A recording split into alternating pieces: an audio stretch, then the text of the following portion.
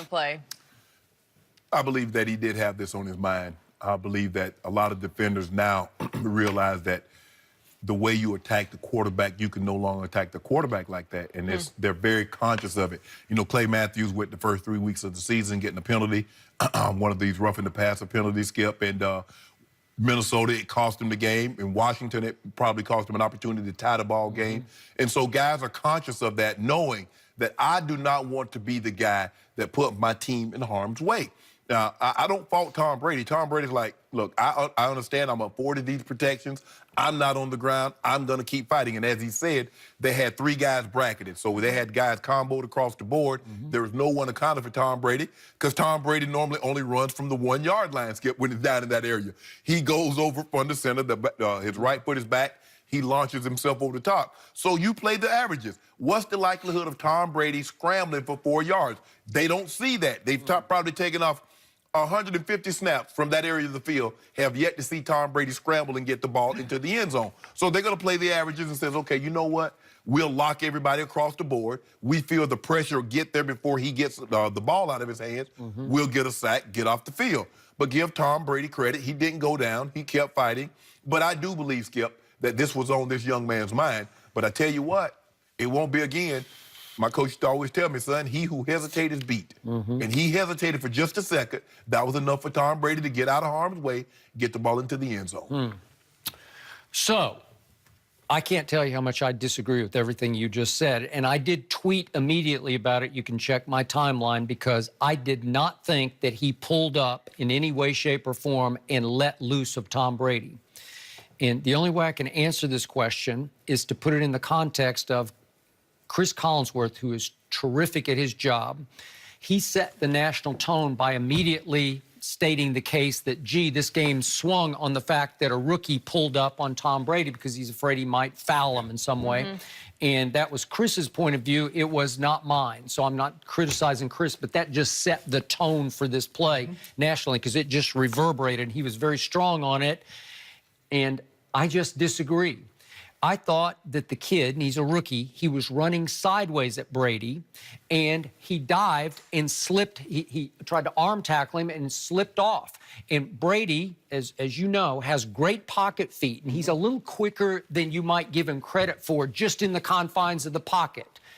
And he was moving forward, which was a surprising move for Tom Brady, to your point, because he never moves forward like that. And so he surprised the kid, the rookie, who dived and just slipped off him.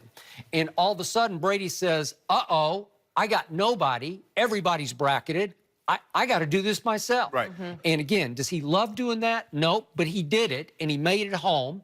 And then when Michelle Tafoya asked him after the game about the play, which was a flashpoint play in the game, he seemed first surprised and then a little bit aloof from the question, like he didn't really want to answer the question because he felt like that was taking away from the fact that he did get it in the end zone. You know, like let's not discount the fact that he pulled up, you know. Well, it's not my fault that he let me go. I mean, hey, I did my job. He has to do his job. His job is to get me on the ground. My job is not to automatically assume, well, you know what, he could have really slammed me here, so let me just go ahead and go down. I'm going to get the ball in the end zone. You do your job, I do mine, and we see what happens. Okay, so the bottom line to the play that's getting lost here is that Kansas City's Orlando Scandrick, once a Dallas Cowboy and friend of our show, was called for defensive holding somewhere in the back of the end zone, and the flag had flown, and so obviously they declined the penalty. But if they had gotten if Breland Speaks had nailed him, then you just accept the penalty, and you're first and goal from the 2-yard line, and I think you're still going to get it home. And the thing is, Skip, if you think about it, I think as Orlando Scandrick has gotten a pass interference call or a holding penalty in every game he's been in, or every game that I've watched. And they do a lot of clutching. They do a lot of grabbing. And it gets called on them because they assume, like, okay, I'm going to continuously do it. They're not going to call it every play. But the thing is that it seemed to call it at the most inopportune of times. And that's what hurts. But I have no problem with Tom Brady keep on moving because his job is not to assume that, you know what, this guy really could have power drive me here. He really could have hurt me. So you know what? I'm going to do him a solid. I'm going to go ahead and go down. Nah, bro.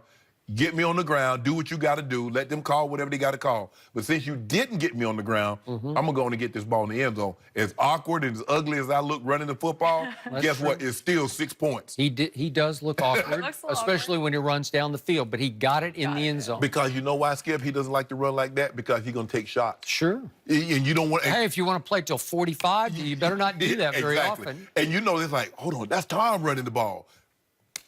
They try to get them licks on him. They got a couple semi-licks on him. I mean, they got that one where he fumbled the ball because he was holding. They hit him longer than normal. Skip, when I was in college, I used to be the long snapper.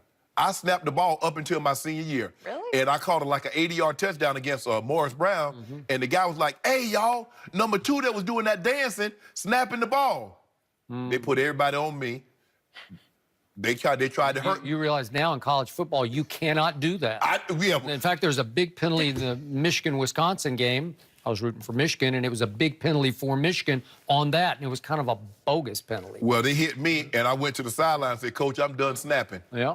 That was it. Right? Yeah, that was it. So that's not Tom Brady's job to go down. By the way, I still say Tom Brady is the greatest quarterback sneaker I've ever seen because he just doesn't fail at it, but he still takes big shots on the quarterback sneak because he'll go over the goal line and take it in the head. Yeah, and somebody almost got him, I think, a couple weeks ago. It was just last week. And you see that one right there? You see what that helmet is? That's almost to the side.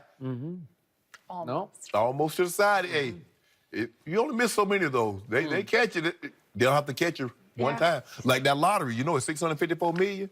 Really? They got, every time they have a drawing, the way I look at it, 654? they got to miss my numbers that I select. Really? I just got to be right once. Yeah, me too. Maybe I should get Yeah, in and on you'd that. be right back here the next I'll be day. right back here, Skip, baby. I'll be right, Skip. I need 2 days off. I need 2 PTO days off. I got 2 PTO days off because I got to get the money. I got to get my people in order.